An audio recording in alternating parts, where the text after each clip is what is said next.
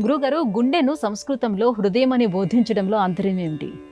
ఈ గుండె శరీరంలో రక్త ప్రచలనానికి సహకరిస్తుంది అని విలియం హార్వే అన్న శాస్త్రజ్ఞుడు ప్రతిపాదించాడు. అప్పటి నుంచి అందరికీ శరీరంలో రక్తం ఎలా ప్రవహిస్తుంది, ధమనులేమిటి, సిరులేమిటి అన్నటువంటి విషయం అవగతమైంది అని ఆధునిక విజ్ఞానం తెలియజేస్తుంది. కానీ శుశ్రూషుడు, చరకుడు, భేలుడు ఈ విషయాన్ని ఎప్పుడూ ప్రతిపాదించారు. ఒక 1000 సంవత్సరాల ముందే ఈ గుండె పనిచేసే విధానం ప్రజలకు తెలియజేయబడింది. శరీరంలో రక్తం గుండె ద్వారా అన్ని భాగాలకు ప్రసరిస్తూ చెడు రక్తం సిరల ద్వారా, మంచి రక్తం ధమనుల ద్వారా ప్రవహిస్తుంది అన్న విషయాన్ని వాళ్ళు ప్రపంచానికి వివరించారు.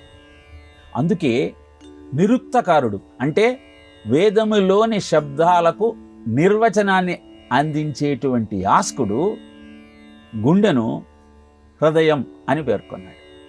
హృదయంలో హకారము హరతి, దకారము దదాతి, అకారము అయతి.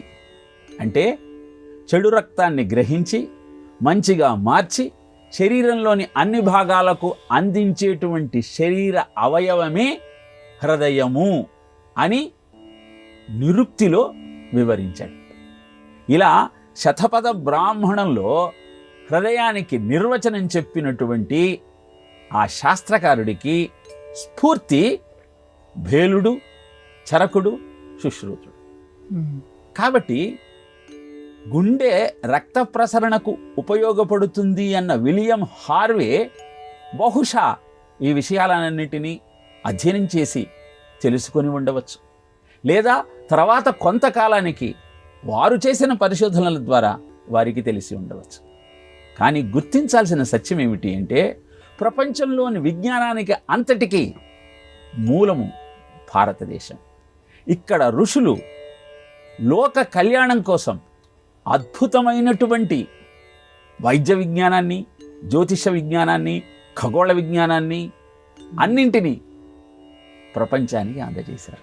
ఈ విషయాన్ని గుర్తిస్తూ మన విజ్ఞానం యొక్క వైశిష్ట్యాన్ని తెలుసుకుంటూ అన్ని విజ్ఞానాలను అధ్యయనం చేసే ప్రయత్నం చేస్తే సర్వతోముఖ అభివృద్ధి మన సొంతమవుతుంది. ఆ దిశలో మన ప్రయాణాన్ని ప్రారంభించే ప్రయత్నం చేద్దాం. అంతేకాని ఇంపోర్టెడ్ అన్నీ గొప్ప, భారతదేశంలో తయారు చేసినవన్నీ పనికిరానివి అన్న భావనకు స్వస్తి చెప్పాలి.